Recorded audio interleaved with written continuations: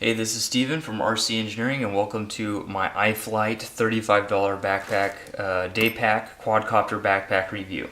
So I really think that this backpack is great deal for the money, and I'm going to go into why. Actually, it's an amazing deal for the money. I would highly recommend everybody have, if you don't have a backpack, have at least this backpack. I'm going to go into why that is right now. So this is going to be about 11 and a quarter minute review, and I'm going to go into as much detail as possible in that amount of time. So it's going to be a pretty quick review. So go ahead and sit back, relax, and listen to what I think about this backpack, my opinion. So in the front, this backpack is really great for people that want to fly either planes or quadcopters. I'm going to go into the plane later, but in the front, people who have quads, 280 5-inch or 6-inch quadcopter on the front, and you see here I have my Hi-Tech 280 on top, and that is with this strap, and there's a little holder on the top. Also, sorry about the shaking. Right now the camera's sitting on the table. Whenever I move the table, the camera moves. So 280 at the top, or 5 or 6-inch, whatever size quad, and then on the inside have a whole bunch of micros. So only one large quad, which is generally what I'm going to be doing. I'm only going to have one large quad. And then that guy sits like this on the top. This is what it looks like here sitting. If it was on your back, this is what it would look like. And we have one pouch on the left and one pouch on the right, or this is the left, this is the right side of the bag. So let me go ahead and show you the strap. So if you have a larger quad on top that's taller, you could just swap this strap out. Let's move the quad out of the way. As you can see, it just slides underneath. So just swap this strap out. This is the strap that came with it. It says iFlight on the top. This is how it came from the factory. So we have two zippers on the front. As you can see with the build quality, everything is like this ripstop nylon. Really nice stuff. And it's basically all the way around the bag, on the bottom, on the sides, inside the pocket, on the bottom of the pocket right here. On the other side, it's basically the whole thing's made out of this material, except for on the bottom it has the cushion. So absolutely amazing material for $35, incredible value. But all the zippers on the bag, which there are two, there are plastic. There are plastic zippers and the actual zipper part. So I don't know if you guys have seen Kebab's review of the Relec. This definitely leaves much to be desired in the quality of this. But for somebody that, like myself, that flies once a week, I think this bag will last me 2 to 4 years of opening once a week, plus maybe an additional 2 openings per week to set everything up if I'm going to mess with my quad over the weekend and then fly on Sunday. I will open this guy up as well. Because right now I store everything in here. For all my quadcopters and all my flight control stuff is in here. So again, one pocket here, the top pocket, and one pocket down here that we're going to go over. Let's go ahead and go over the outside first before I open it up. So right here we have a mesh pocket with the stretchy band along this part, and then we have like a nylon or something at the bottom that the whole bag is made out of. So right now I have 4 stakes for one of my 300 millimeter Rise Hobbyco gates. So these guys are the stakes for that. And normally I wouldn't put stakes in a mesh pocket, but here, because of this bottom piece, I'm not worried about these stakes going through. So very high build quality there at the bottom. I really like that. That's the first time I think I've ever seen that, where the bottom of the mesh has this. Generally it's just mesh all the way down, and then this stuff just goes right through the mesh. On any cheap backpack, at least. On the expensive backpack they generally have that, but on cheap ones they tend to leave that out. Over here you have your mainly for chairs or umbrellas or whatever you want to put over here. Right now I have my hammer for hammering in the stakes, but really nice. I'm going to buy a tripod chair, and this is where my tripod chair is going to be. And I'll try to fit my hammer in there with the tripod chair, but if not, I'll put it elsewhere. So let's go ahead and open up the main pocket, and I'll show you guys what I have inside there. So let's go ahead and open up the 2. And then let's go ahead and bend this guy down. So on the front, you see we have a nice Velcro pocket. This does not have the lining on the bottom. So here you want to put your props or whatever. And if you can, try to keep them in the bag and make sure they don't have any sharp edges, because otherwise it might cut past this this mesh and then ruin that. Right here I have this is my current setup. This setup might change, but this is currently working really good for me.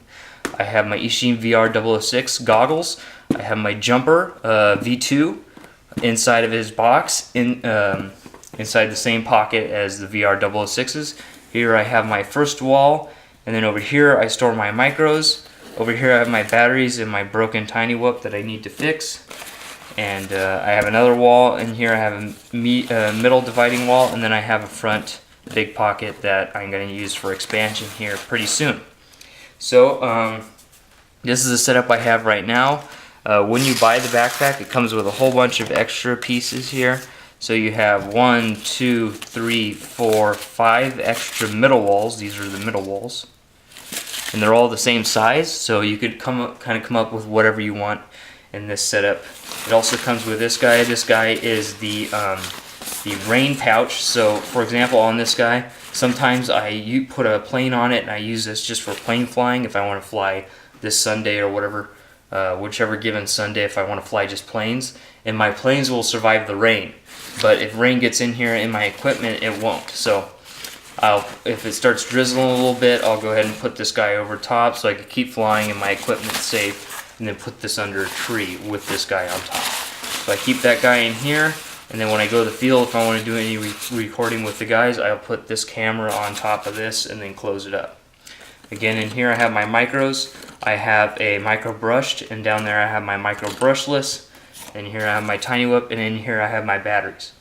The only downside I have to this backpack is when you put these walls in there, they don't go all the way down to the bottom, so you could actually have stuff slide underneath. So why I want to put a LipoSafe battery bag in here when I have more quads and more batteries, so I can put my lipos in there so they don't have to be in the pouch inside these pockets, because right now the batteries could free slide underneath these walls. The walls just don't go down far enough onto the ground in order to hold the lipos inside those pockets. So yeah, they just don't go down far enough. So stuff slides from pocket to pocket, kind of however it feels. I mean, yeah, I could push it down, but you have to be very, push it down with a lot of force, because these walls they do have padding to hold them rigid, but as you can see, it's not really rigid. The walls are about 3 1/4 inch to 4 inches wide, and from here I'll give you guys a side view. You can go ahead and pause the video and then go ahead and look up the specs of all your stuff to see how it will fit in here. You could take a snapshot and bring it into Paint, and then or Adobe Illustrator, and kind of put your stuff in there and see if everything will fit. But overall, everything in here is exactly how I want it and exactly how I want it set up. This backpack has saved me so much time of being able to put everything in this bag, put my quadcopter on top, if I'm going to fly a large quadcopter, put all my micros in one that I'm going to fly, put all my batteries in here, and charge them first, put them in this backpack, zip it up, put it in the car. When I get to the field, I take it out of the car, open it up, everything's there. When I'm done, put everything back, go in the car. And the main thing is when I get home, putting everything away, I just take the bag out of the car, I'm done. I'm ready for setting up for next week. So absolutely incredible. It's already, I've had it for maybe 3 months. It's already been incredible for my flying, actually maybe 2 months. So that is how I have it currently set up. We don't have a lot of time, so I'll bring up the next pocket. So here's the outside pocket. It opens up down to about there on both sides, and right now I have my 300mm gates in there, 2 of them, and I have stuff for some flags. So in here you could have your laptop or whatever you want to put in there. So really nice. It's got that red, very heavy padding. Speaking of the back has very heavy padding. You could feel it from here. Extremely heavy padding. Really nice arms made out of the same mesh. It's got a handle here. The main thing I don't like about here is that it has this really long pull strap. It's like, why does this have to be so long? So I'll probably cut that. So also perfect for even those regular airplane flyers. Oh, I already took it upstairs, my plane.